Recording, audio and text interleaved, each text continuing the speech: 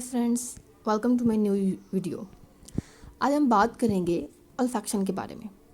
हम hashtag physiology के almost बहुत सारे लेक्चर्स को कवर कर चुके हैं, लेकिन ऑल्फैक्शन जो है एक इम्पॉर्टेंट टॉपिक है, एक जिसको हम as a main topic consider कर सकते हैं। सो हम बात करेंगे कि बेसिकली ऑल्फैक्शन होती क्या है।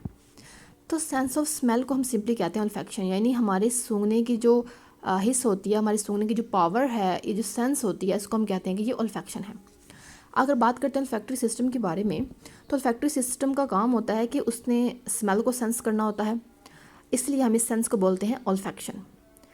अब सेंस ऑफ स्मेल में होता क्या है, तो एयर के अंदर प्रेजेंट जो मॉलिक्यूल्स होते हैं उनको डिटेक्ट करना, उनको आइडेंटिफाई करना, तो ये ऑल्फैक्टरी सिस्टम यानी कि सेंस ऑफ स्मेल जो है उसका काम है।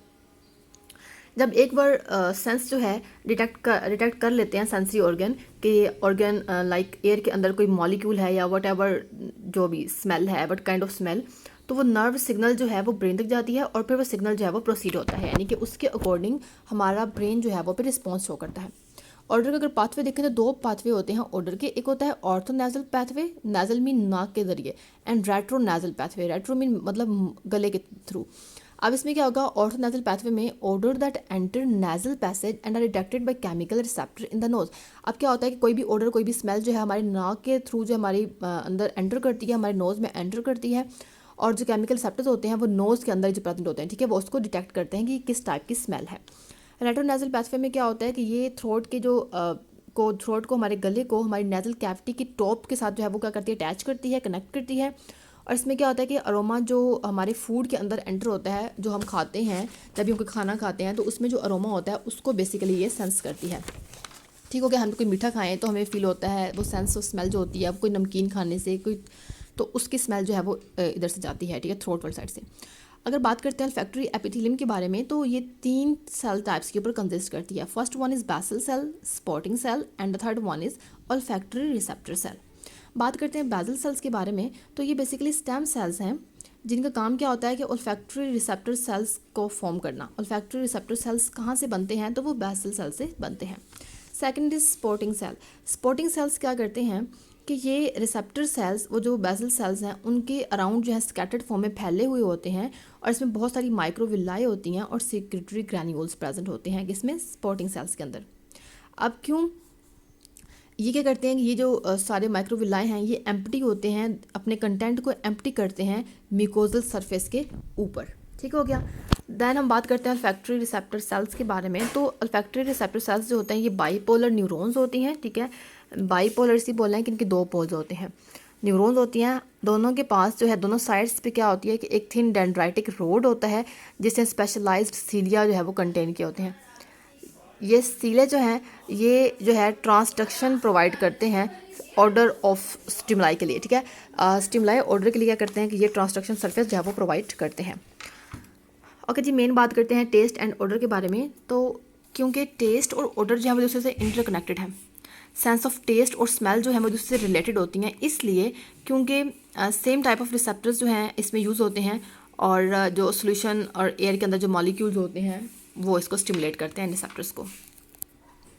रिसेप्शन एंड ट्रांसडक्शन में अगर देखते हैं तो odorant and tastant produce signal molecules receiving by receptors. अब क्या होता है, हम कोई भी जो कोई स्मेल होती है, यानी कि कोई ऑर्डर होती है, या फिर कोई टेस्टेंट, कोई हम फूड इंटेक करते हैं तो उसमें जो टेस्ट होता है, तो ये क्या करते हैं कि ये जो है एक सिग्नल प्रोड्यूस करते हैं, तो जो रिसेप्टर्स रिसीव करते हैं, ठीक है। फिर वो ब्रेन के पास मैसेज आता है और उस स्मेल को या उस टेस्ट को जो है वो आइडेंटिफाई किया जाता है कि क्या ये स्मेल किस टाइप की है, ठीक है, या फिर ये टेस्ट जो है वो फूड किस टाइप का है। अब जो ऑर्डरेंट जो है जो नोज़ के अंदर एंटर करते हैं, सबसे पहले वो ऑल्फैक्टरी एपिथेलियम जो है उसके अंदर डिसॉल्व हो जाते हैं, ठीक है, और the mucus and the back of the nasal cavity, nasal cavity की बैक में जो म्यूकस है उसके अंदर भी, ठीक है।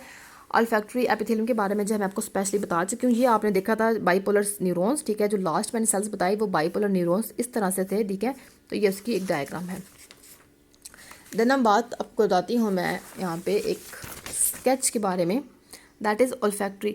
अब मैं आपको बताती हूँ सिंपल हमारे पास यहाँ पर समरी कैसे है, ठीक है। समरी क्या आती है कि नेजल कैविटी हमारी, ठीक है, उसको लाइन किया होता है ऑल्फैक्टरी म्यूकस मेम्ब्रेन में। आपको पता है आपके नोज़ के अंदर नेजल कैविटी के अंदर जो है म्यूकस मेम्ब्रेन जो है उसने लाइन किया हुआ है, उसने कंटेन किया होते हैं olfactory रिसेप्टर्स नर्व सेल्स। अब उस मेम्ब्रेन म्यूकस मेम्ब्रेन के अंदर जो है वो olfactory receptor nerve cells present है और वो जो है olfactory नर्व फाइबर्स उनमें प्रेजेंट हैं। वहाँ से olfactory बल्ब्स उसके अंदर प्रेजेंट होते हैं जहाँ पर फाइबर्स सिनेप्सिस प्रेजेंट होती हैं जिसके अंदर सेल्स भी प्रेजेंट होते हैं।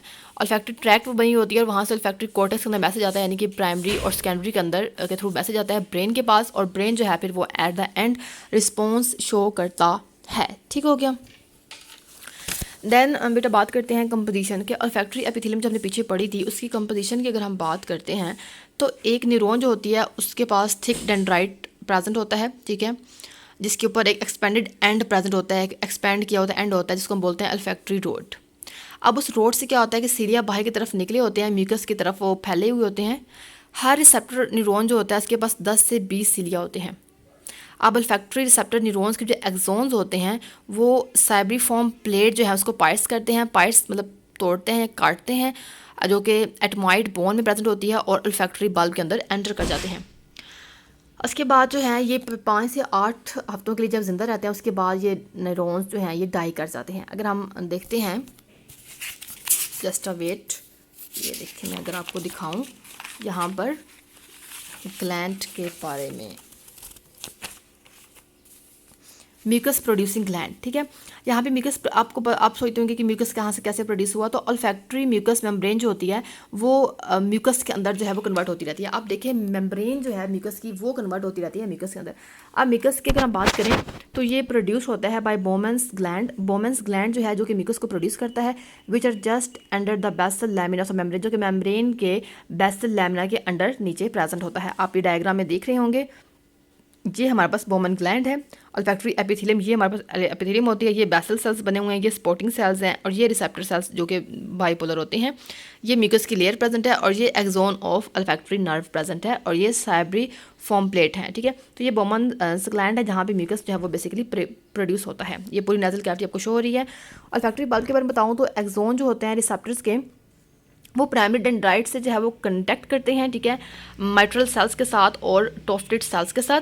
फिर क्या होता है कि वहाँ पे कॉम्प्लेक्स बनता है ग्लोबुलर सिनेप्स जिसको हम बोलते हैं सिंपली olfactory ग्लोमेरुलाई, ठीक है। ग्लोमेरुलाई जो है वो कॉम्प्लेक्स बनता है। वो जो टफ्टेड सेल्स थे वो स्मॉलर होते हैं देन मिट्रल सेल्स के, और उनकी जो एक्सोन्स होते हैं वो थिन होते हैं।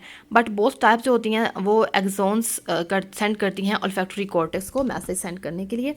अब यहाँ पे देख रहे होंगे यहाँ पे आपको olfactory बल्ब नज़र आ रहा है, ये बड़ा सारा।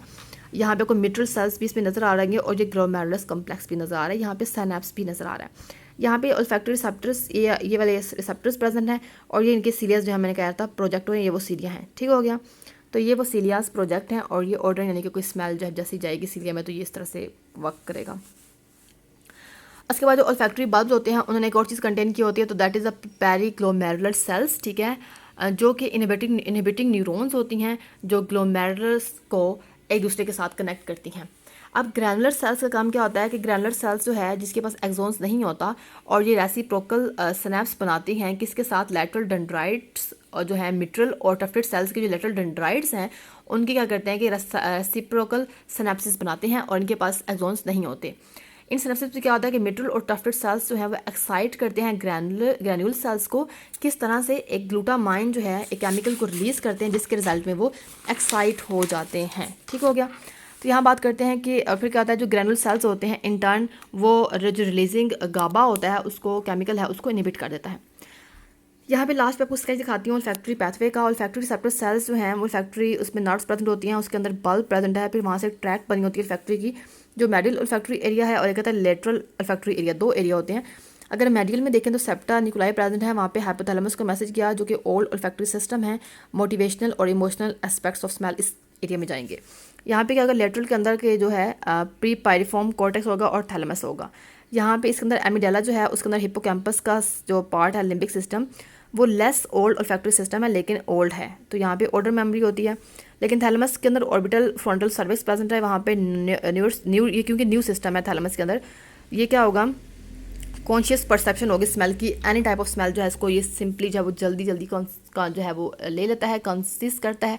तो that was all about today's lecture जिसमें हमने olfactory पैथवे और olfaction को स्टडी किया। If you like my video do like my channel, subscribe it just press the bell icon to get all the new notifications. मिलते हैं next video में, तब तक के लिए अपना बहुत सारा ख्याल रखिए।